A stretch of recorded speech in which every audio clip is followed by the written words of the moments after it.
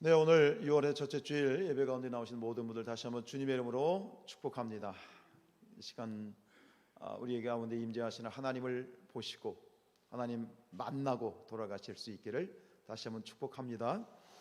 여러분, 교회를 우리가 부를 때 교회 공동체라는 말을 우리가 사용합니다. 공동체라는 말은 두 사람 이상의 모임을 공동체라고 하죠. 하나님께서는 우리 교회를 이처럼 각 개인 홀로선 그런 객체가 아니라 이 교회는요, 하나님께서 공동체, 우리의 모임으로 모이도록 그렇게 정하신 것은 우리 하나님이십니다. 아침부터 영어를 한번 쓰겠습니다. 공동체를 영어로 커뮤니티라고 하는데요, 이 커뮤니티라고 하는 말은 두 단어가 합성되어 있는 겁니다. 컴이라는 말과 모노스라는 말이 합성되어져 있는데, 이 컴이라는 말은 함께, 투게더라는 말이고, 모노스는 선물이라는 뜻입니다. 결국 이 공동체는 뭐예요? 서로가 서로에게 어떤 존재? 선물이 되어주는 그런 존재.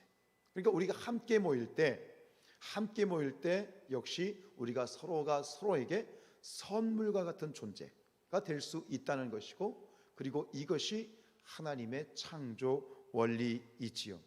하나님께서는 사람이 서로 함께하는 존재로 창조하셨어요. 그래서 우리가 하나님께서 아담을 창조하셨을 때 아담을 보시기에 좋았다라 그러셨어요? 혼자 있는 것이 좋았다고 하셨나요?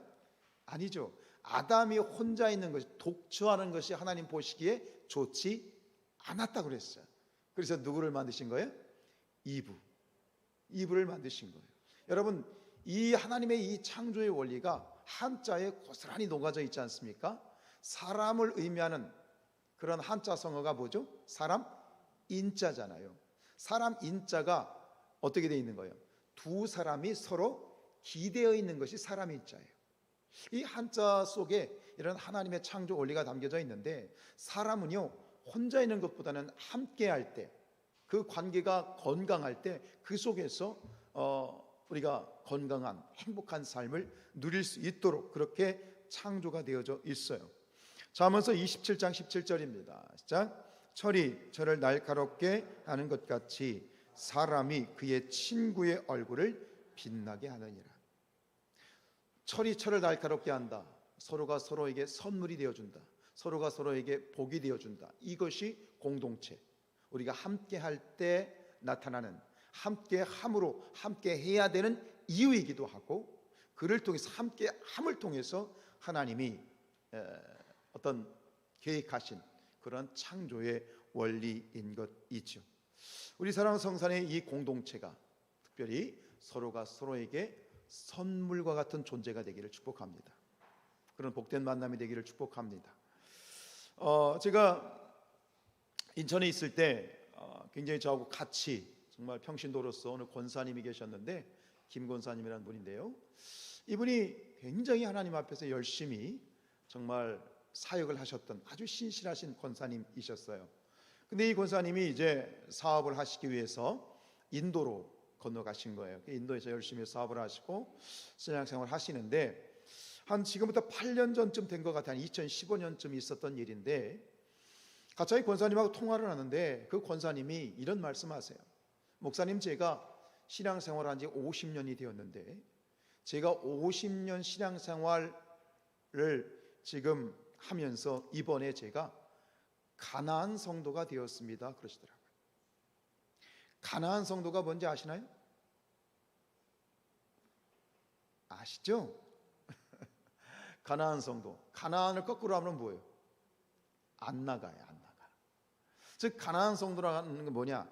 하나님을 믿어요. 예수님을 믿어요. 구원의 확신이 있어요. 그런데 교회를 안 나가는 거야. 이게 가나안 성도. 안 나가 성도를 이렇게 뒤집어서 우스갯소리로 이렇게 표현한 건데, 이 권사님이 얼마나 신실한지 몰라요. 교회학교에서 함께 사역을 하는데, 교회학교 부장을 하면서 한 50명 되는 교회학교를 130명, 150명으로 만들 정도로 한 부서를, 그렇게 부서를 만들 정도로 정말 열심히 신실하게, 정말 믿음이 좋은, 정말 충성된 종이었는데, 이분이 교회를 안 나가는 거야. 못 나가겠다는 거야. 안 나가는 게 아니라 못 나가겠다는 거야.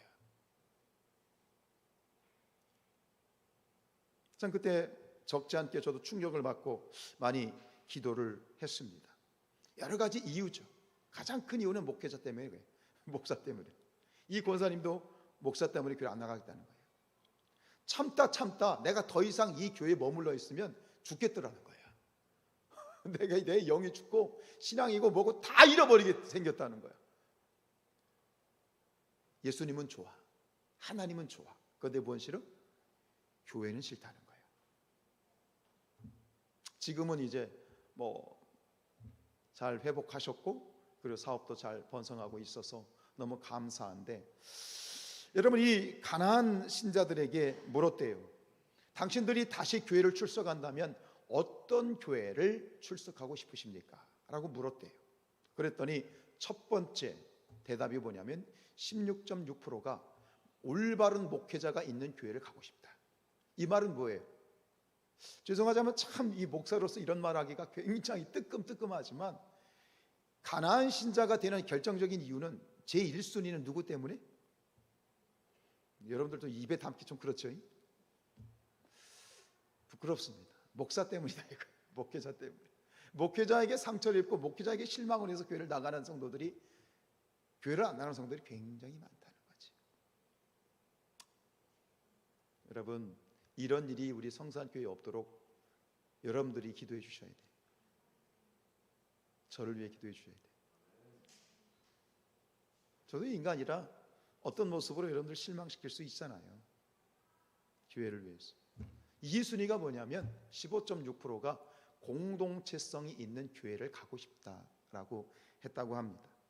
공동체성이 있는 교회는 어떤 교회입니까? 교회가 사랑이 충만하고 의리가 있고 서로가 서로를 정말 위해서 헌신하고 돌아보아주는 그런 참 건강한 그런 공동체성이 있는 교회를 가고 싶다. 여러분, 만약에 우리 주변에 이런 가난한 성도가 있다면, 아니 분명히 있을 거라고 저는 생각합니다. 이 땅에도, 정림동에도, 이 대전 지역에도 많은 그런 가난한 성도가 있을 거라고 생각합니다. 그들이 만약 이제는 내가 다시 교회를 찾아서 내가 건강한 교회, 여기 있는 것처럼 정말 선한 목자와 같은 목회자를 만나고 그리고 공동체성이 있는 그런 교회를 찾아서 내가 다시 교회에 소속해서 신앙생활을 하고 싶다고 그들이 교회를 찾을 때, 우리 성산교회가 이와 같은 교회로 아름답게 세워질 수 있는, 누구든지 언제든지 이 교회에 왔을 때 성산교회면 됐다, 내가 성산교회에서 나 신앙생활 다시 한번 해보고 싶다 라는 그런 아름다운 건강한 공동체, 건강한 공동체로서의 우리 성산교회가 되기를 축복합니다. 이것은 담임 목사 혼자 하는 것이 아니죠. 물론 첫 번째 목사, 올바른 목회자, 이건 제 개인의 일입니다. 제가 하나님 앞에 바로 서야 되겠죠. 그런데 공동체성이 있는 교회라고 하는 것은 목사 혼자 하는 게 아니에요. 우리 모두가 이 아름다운 건강한 공동체를 만들어 가야 돼요. 그러니까 저와 여러분이 함께 이 성산교회를 건강한 그러한 공동체로 만드는 것은 우리 모두의 숙제요, 거룩한 과제인 줄로 믿습니다. 함께 기도하시고 우리 성산교회 이런 아름답고 즐겁고 행복하고 건강하고 거룩한 믿음의 공동체로 세워갈 수 있기를 주님의 이름으로 축복합니다. 자, 우리 본문으로 들어가 보겠습니다. 오늘 46절 읽습니다. 시작.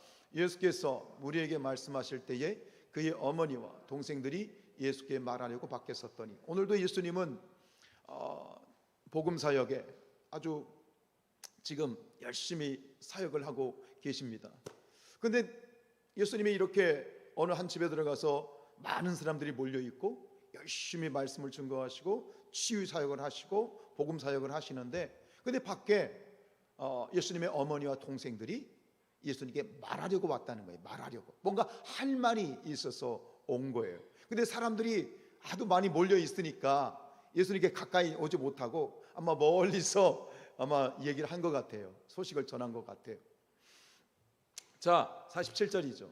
자, 한 사람이 예수께 여짜오되 보소서 당신의 어머니와 동생들이 당신께 말하려고 밖에 서 있습니다. 한 사람이 이제 그 어머니와 형제들의 말을 받아서 이제 소식을 전한 거죠. 예수님께. 예수님, 밖에 당신 선생님 어머니와 동생들이 와 있습니다. 뭔가 할 말이 있으시대요. 이 얘기를 듣고 예수님이 이제 어떻게 반응하시느냐. 근데 예수님이 그래? 그러면 좀 들어오시라고 그래. 좀 길 좀 터줘라고 얘기를 한다든지. 그래 그럼 내가 나갈게. 나 나갈 수 있도록 도와줘. 이렇게 말을 한다든지. 지금 그 질문에 대해서 그렇게 반응하는 것이 맞잖아요.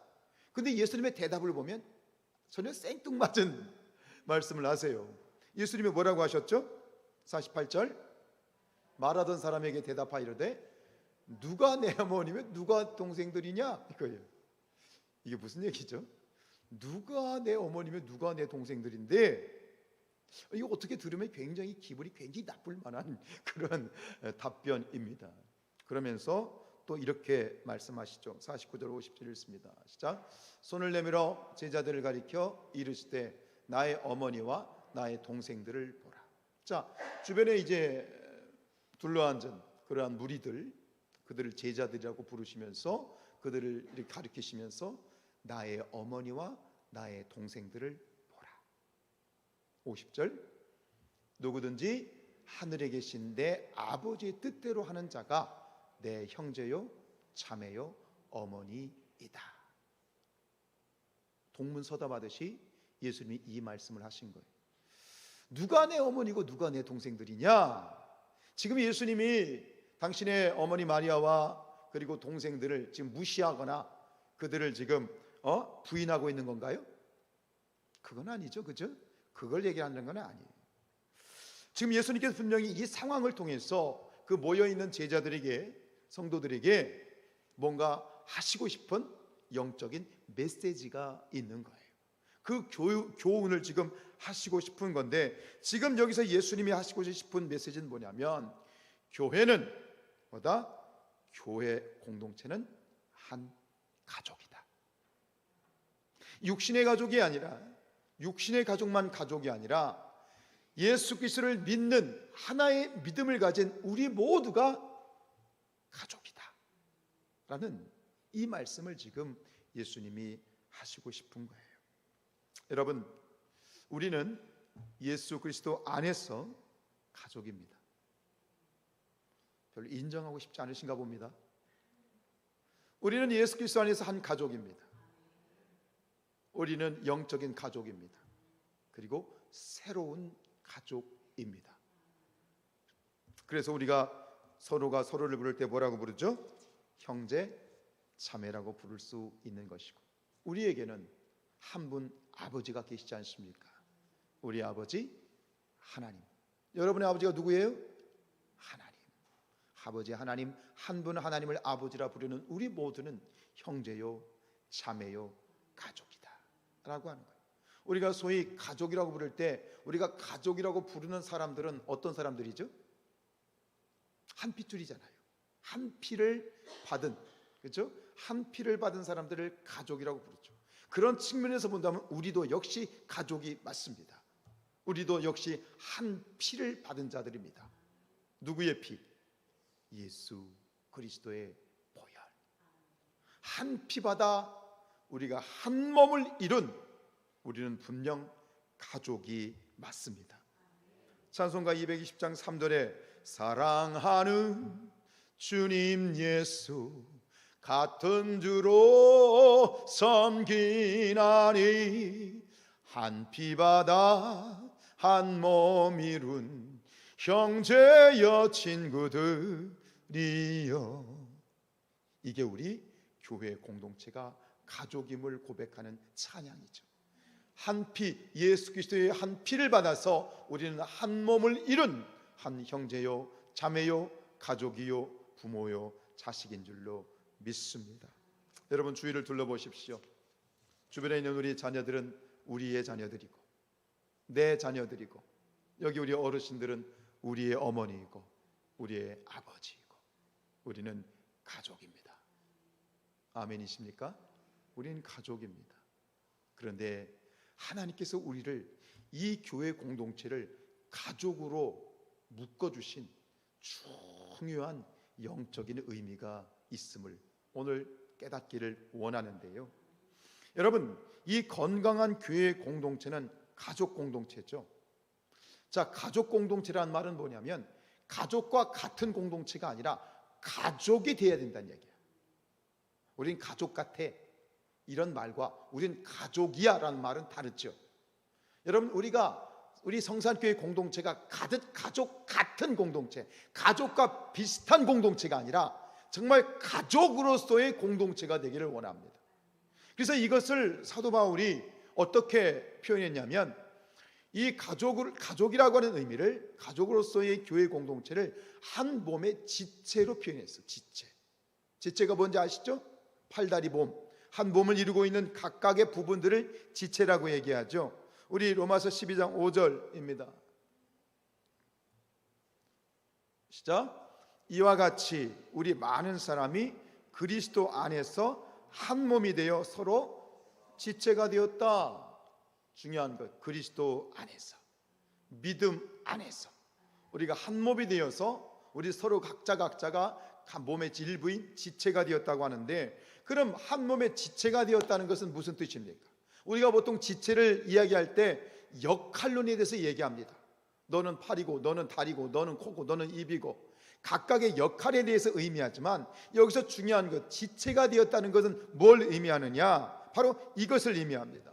고린도전서 12장 26절 시작. 만일 한 지체가 고통을 받으면 모든 지체가 함께 고통을 받고, 한 지체가 영광을 얻으면 모든 지체가 함께 즐거워하느니라. 여기 앉아 계신 박찬권 사님이 아프면 우리 모두가 아파야 돼. 별로 아프고 싶지 않은가 보죠? 응? 우리 저기 앉아 계신 최윤자 권사님이 뭔가 기쁘면 우리 다 기쁜 거야. 이게 가족이야. 가족은 뭐예요? 같이 아픈 거예요. 아프냐? 나도 아프다. 기쁘냐? 나도 기쁘다. 근데 이게 말이죠, 놀라운 거는 내가 저 사람이 슬프니까 나도 같이 슬퍼해야지, 내가 슬퍼하려고 노력해서 슬퍼지는 게 아니야. 저 사람이 슬픈데 이상하게 나도 그냥 슬퍼.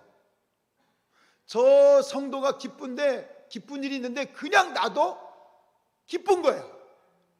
이게 진짜 가족이야. 이해가 되십니까? 우리 그렇지 않습니까? 아내가 이제 임신을 해서 입덧을 할 때 누가 입덧한다고 그래? 남편도 같이 입덧한다고 그러잖아. 누가 입덧하래? 그러니까 이게 뭐냐면, 이게 한 가족에서 일어나는 놀라운 화학 반응입니다. 솔로몬의 그 지혜에서 나온 이야기 아시죠? 어떤 창녀 둘이 와가지고 애 하나 놓고서는 이 애가 진짜 내 애입니다. 죽은 애는 내 애 아닙니다. 그러니까 솔로몬이 뭐라고 얘기했어? 칼 가져와. 그러면 이 애가 네 애 맞아. 그럼 칼로 잘라서 반씩 가져. 말도 안 되지. 근데 그때 어떻게 합니까? 진짜 어머니는 뭐라고 얘기하죠? 됐습니다. 내 아닙니다. 근데 가짜 어머니는 좋습니다. 자르십시오. 죽이십시오. 이 말입니다. 뭡니까? 얘가 아프면 내가 아픈 거야. 동의하세요? 이게 가족이야. 내 새끼가 아프면 난 더 아파. 부모가 힘들면 자식은 더 괴로워. 이게 가족이지. 근데 가족 같다는 건 뭐예요? 슬프니까 나도 슬퍼해야 될 것 같고, 기쁘니까 나도 같이 좀 겉으로라도 기뻐해 줘야. 이거는 가짜야. 이건 가족이 아니야. 가족 같은 거지. 여러분, 우리 성산교회가 정말로 가족 되기를 축복합니다. 가족 되었으면 좋겠습니다. 이게 그냥 되어지는 일이 아니죠. 여러분, 그래서 가족은 뭐냐? 가정은 천국이에요. 천국이 일어난 일이 뭐예요? 네 슬픔이 내 슬픔이 되고, 너의 기쁨이 나의 기쁨이 되고, 이게 천국이에요. 가정은 천국입니다. 여러분들의 가정이 천국입니까? 아멘 소리가 적네요. 그런데 안타깝게도 오늘날 이 천국이 되어야 될 가정이 천국이 아니라 지옥이 되어버린 지 오래입니다. 지옥까지는 아닐지라도 원래 그래야 될 가정의 모습이 심각하게 훼손되어 있습니다. 더 이상 가족인데, 같이 한 피를 받고 산 가족인데, 저 사람의 남편의 아픔이 내 아픔이 아니고, 부모의 고통이 내 고통이 아니야. 가정이 아니야. 가장 거룩한 것이 타락하면 가장 마성적인 것이 돼요. 여러분, 사탄이 원래 어떤 존재였죠? 천사였어요. 천사가 사탄이 된 거예요. 가장 거룩한 것이 타락하면 마귀가 되는 거예요. 가장 거룩한 천국과 같은 가정이 타락하면, 가정이 파괴되면 그 가정은 더 이상 천국이 아니라 뭐가 되는 거예요? 지옥이에요. 지옥보다 더한 곳이 돼요. 여러분, 오늘 주목해야 될 것이 뭐냐면 예수님의 이 어머니와 예수님의 제자들이 왜 예수님을 찾아왔느냐는 거예요. 그리고 예수님에게 하고 싶은 이야기가 무엇이었냐는 거예요. 아들 고생한다, 힘내, 화이팅 하러 왔을까요? 전혀 뜻밖의 이야기가 전개됩니다. 마가복음 3장 21절입니다. 시작. 그를 붙들러 나오니 이는 그가, 그 당시에 예수님의 가족들은요, 예수님의 모습을 보고 뭐라고 생각했다고요? 저 자식 미쳤다 라고 생각했어요. 즉 지금 이 예수님의 가족들이 말이에요, 예수님을 이해해주고 지지해주고 그렇게 하지 못할 망정 지금 예수님의 길을 막으러 온 거예요. 그만해, 너 미쳤어. 예수님의 가정도 그랬다고요. 이것은 예수님의 가정의 모습이 아니라 지금 우리의 모습이에요. 이 시대 모든 가정들의 모습이기도 하죠. 지옥은 아닐지언정 가정이 애물단지가 되고 인생의 걸림돌이 되고 정말 힘든 그러한 수고하고 무거운 짐으로 존재하는 그런 일들이 지금 우리의 가정의 현실입니다. 2020년에 있었던 정인이 사건 기억나십니까? 8개월에 된 아이가 입양을 갔는데 그 입양받은 부모가, 그 젊은 부모가 아이를 어떻게 했습니까? 학대하다가 결국 그 8개월 된 아이가 비참하게 죽어갔습니다. 지난주에 뉴스에 보니까요, 대전에 있었던 일이에요. 낳은 지 14일 만에, 낳은 지 14일 된 아이를 그 엄마가 버리고 그 아이가 어느 구세군 그러한 보호소에 위탁되는 그런 뉴스를 보았습니다. 대전입니다. 여러분, 이 가정에 지금 온갖 학대, 아이들을 학대하는데요, 학대하는 가해자 80%가 누구죠? 유치원 선생님? 학교 선생님? 친구? 누구예요? 이 아이들을 학대하는 가해자의 80%가 누구냐는 거예요. 부모예요. 제 뱃속으로 낳은, 배 아파 낳은 제 아이를 낳아놓고 학대하다가 죽이기까지 하는 일들이 이제는 더 이상 별다른 일이 아닐 정도로 흔한 일이 되어버렸어요. 가정에 아동학대, 부모학대, 부부학대. 왜 가정이, 천국이 되어야 될 이 가정이 왜 학대란 말이 이렇게 붙어버렸느냐? 왜 이런 일이 벌어졌느냐? 누가 문제냐? 부모가 문제? 여러분, 이것은 사회적인 문제가 아니에요. 여러분, 가정을 만드신 분이 누구시죠?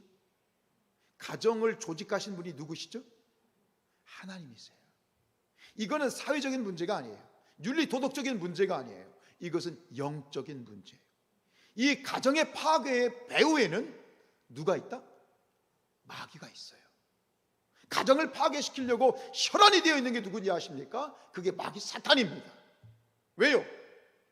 가정이 파괴되면 하나님이 창조하신 이 세상의 창조 질서가 파괴되기 때문에, 즉 사탄은 이 하나님이 만드신 세상을 파괴시키기 위해서 가장 먼저 공격하는 것이 무엇이다? 가정이에요. 가정이 파괴되면 사회가 파괴되고, 가장 기본적인 사회의 조직인 가정이 파괴되면 사회가 파괴되고 불안해지고, 그럼 결국 하나님이 만드신 이 창조 세계가 깨어지기 때문에 이 세상 가운데 죽이고 멸망시키려고 하는 사탄이 가정을 집중적으로 파괴시키고 있는 것은 이미 창세기 3장 이후로, 인간의 타락 이후로 이 세상의 가정은 더 이상 사실은 온전한 가정이지 않습니다. 보십시오. 이 창세기 3장에 나오는 타락 사건, 처음에 하나님께서 아담에게 하와를 보내셨을 때 아담이 하와를 보고 뭐라고 고백했죠? 너는 내 뼈 중에 뼈요, 살 중에 살이다. 와, 내 사랑 뭐라면서 너무 좋아했죠. 근데 선악과를 따먹고 난 다음에 하나님이 야, 너 왜 선악과 따먹었어? 그랬더니 아담을 책망했더니 아담이 뭐라고 얘기합니까? 누구 때문에?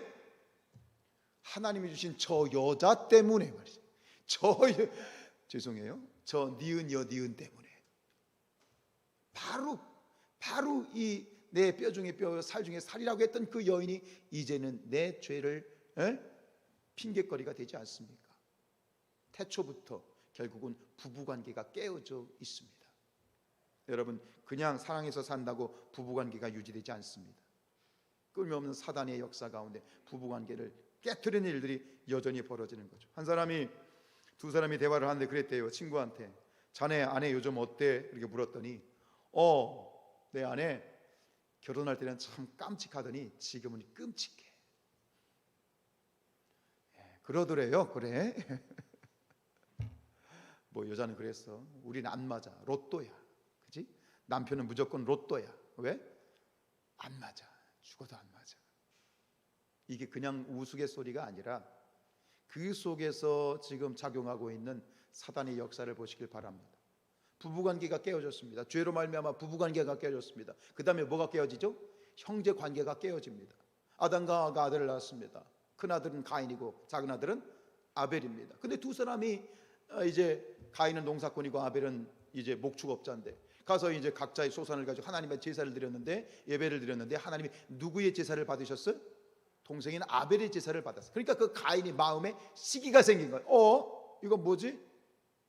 마음의 시기와 질투와 분노 때문에 결국 그 들판에서 형이 동생을 돌로 쳐 죽입니다. 이 가정은요, 하나님이 만드신 이 가정은 사실은 태초부터 깨어져 있습니다. 그 뒤에는 사단의 역사하고 있어. 가정을 깨트려야 하나님 마음을 아프게 하는 거고, 하나님을 괴롭히는 거고, 하나님을 괴롭히는 일이기 때문에 사단은 끊임없이 이 가정을 파괴시키고 부부관계를 파괴시키고 이 형제관계를 파괴시키는 거예요. 그래서 우리 교회가 뭡니까? 이 교회가 결국은 가정을 지키는 것이 하나님의 창조의 질서를 지키는 영적 전쟁이고 이것이 사명입니다. 아멘입니까? 그냥 부부가 같이 산다고 서로 사랑하고 알콩달콩 살 수 있나요? 전혀 안 그렇죠. 요즘은 더 그렇습니다. 여러분, 그래서 하나님께서 계획하신 대안이 있어. 하나님도 역시 가정을 포기하실 수 없어. 가정이 화목하기를 원하십니다. 가정이 복되기를 원하십니다. 왜요? 가정은 천국이니까. 그래서 이 가정의 회복과 가정의 회복은 단순히 가정의 회복이 문제가 아니라 하나님의 창조의 세계의 회복이야. 가정이 바로 서야 하나님의 창조 세계가 바로 서는 거야. 그래서 가정을 포기하실 수 없는 거예요. 그래서 그 대안으로 세우신 것이 무엇이냐? 바로 교회 공동체예요. 새로운 가족을 주신 거예요. 영적인 가족을 주신 거예요. 이 가족을 지키기 위한 새로운 큰 가족, 그게 뭐예요? 그게 교회 공동체입니다. 아멘이십니까? 보십시오. 시편 133편 1절입니다. 시작. 형제가 연합하여 동거함이 어찌 그리 선하고 아름다운가. 이 형제가 연합하여 동거하는 건 교회를 말합니다. 그런데 이것을 공동번역 성경으로 보면 이렇게 번역을 해놨습니다. 시작. 이다지도 좋을까, 이렇게 즐거울까, 형제들 모두 모여 한데 사는 일. 우리 성산교회가 이다지도 좋을까, 이렇게 즐거울까, 우리 성산교회 교회 공동체가 모두 모여 함께 사는 것이 이렇게 아름다운가. 이것이 가정이구나, 이것이 가족이구나, 이렇게 해야 정말 진짜 가족이 되는구나, 하나님이 주인 되셔야 되는구나, 믿음이 있어야 되는구나. 진정한 가족의 회복을 위해서 바로 하나님이 세우신 대안. 여러분, 이 교회가 세상의 마지막 대안입니다. 교회가 마지막 세상의 소망입니다. 이 교회 공동체만이 세상에 무너진 육신의 가정을 세울 수 있는 유일한 대안이고 소망입니다. 예수 그리스도를 머리로 하는 이 교회 공동체, 이 교회 공동체는 우리의 삶을 행복하게 만드는 대안이고 축복이고 소망이고, 여러분 이 안에서 우리 성산교회 공동체 안에서 아름다운 믿음의 가정들, 믿음의 그러한 이 가정을 세워가는 아름다운 진리들을 여러분들이 분명히 발견하시고 여러분들의 축복으로 얻어내기를 축원드립니다. 여러분 보십시오. 요즘 그런 얘기를 많이 합니다. 집에 들어가도 같이 한 집에서 사는, 저희 같은 경우는 뭐 큰 아이는 서울에서 공부하고 작은 아이는 군대에 가 있으니 저희 집은 날마다 신혼입니다. 할렐루야. 별로 인정하고 싶지 않은가 보죠. 그렇게 떠나 있는 건 어쩔 수 없어. 근데 한 집에 살아, 한 집에 자녀들도 같이 사는데 아이들 얼굴을 봐요, 못 봐요? 못 본다는 거야. 서로 틀려. 한 집에 사는데도 서로 얼굴을 못 본다는 거예요. 이게 오늘 세상. 여러분, 이게 비극입니다. 같이 산다고 해서 가족이 아니죠. 서로 얼굴도 보고 같이 밥도 먹고 이야기해야 그게 가족이죠. 그죠? 근데 여러분, 그렇게 지금 이 우리의 삶이 다 그런데요, 유일하게 말이죠, 온 가족이 함께 모일 수 있는 최고의 장소가 있어요. 그게 어딜까요? 바로 예배의 자리야. 다 각자 흩어졌다 할지라도 정말 믿음을 가지고 있는 가족들이라면 이 예배하는 자리만큼 같이 나와서 예배할 수 있습니다. 고려대학교 은퇴하신 심리학 교수는 한성열 교수는 감리교 권사님이신데 그 교수님이 이걸 발견하실 거예요. 이 시대의 유일한 대안은 가족, 무너진 가족을 함께 모으고 함께 모일 수 있는 유일한 대안은 교회구나. 이걸 그 교수님이 말씀하시더라고요. 맞습니다.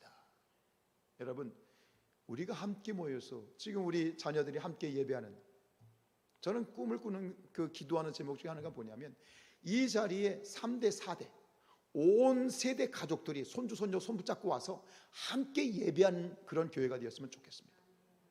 아멘. 그게 얼마나 큰 축복인지 모릅니다. 가족이 함께 모여서 예배하는 거예요. 할아버지 할머니, 어머니 아버지 손주 손녀 3대 4대 여러분 같이 모여 예배한다는 그 의미를 떠나서 그 속에 그 가정이 회복이 되어지고 하나님의 은혜가 들어가고 축복이 들어가고, 저는 우리 성산교회가 앞으로 그런 모습의 예배의 자리가 되었으면 좋겠어요. 애들이 와서 막 울고 막 괜찮아, 찡찡대고 젖달라고 괜찮아, 같이 모여서 의자 쫙 두 의자에 그냥 3대 4대가 그냥 모여서 예배하는 거, 그게 축복이야. 그 속에서 가정이 회복된 줄로 믿습니다. 하나님의 은혜가 그 가정의 가문을 축복으로 넘쳐가게 될 줄로 믿습니다. 여러분, 더 모이기에 힘쓰십시오. 교회가 함께 모였다는 것은 단순히 와서 예배만 드리고 가는 그런 차원이 아닙니다. 그럼 하나님이 준비하신 축복을 많이 놓치는 겁니다. 목장에서 함께 교제하십시오. 서로 모여서 교제하십시오. 함께 모이기를 힘쓰십시오. 얘기도 하고 밥도 먹고, 그게 교회 공동체에서 우리가 누려야 되고, 그 속에서 우리가 행복해지고, 그 속에서 우리의 신앙이 더 풍성해지고 하나님의 은혜를 더 많이 누릴 수 있는 은혜가 바로 우리 교회 공동체 안에 있음을, 유일한 대안이고 유일한 소망이고 유일한 그런 하나님의 섭리인 것을 기억하시고, 여러분, 우리 모두는 가족입니다. 아멘. 한 가족으로서 정말 아름다운 공동체를 세워가는 우리 가정으로서의 성산교회가 될 수 있기를 주님의 이름으로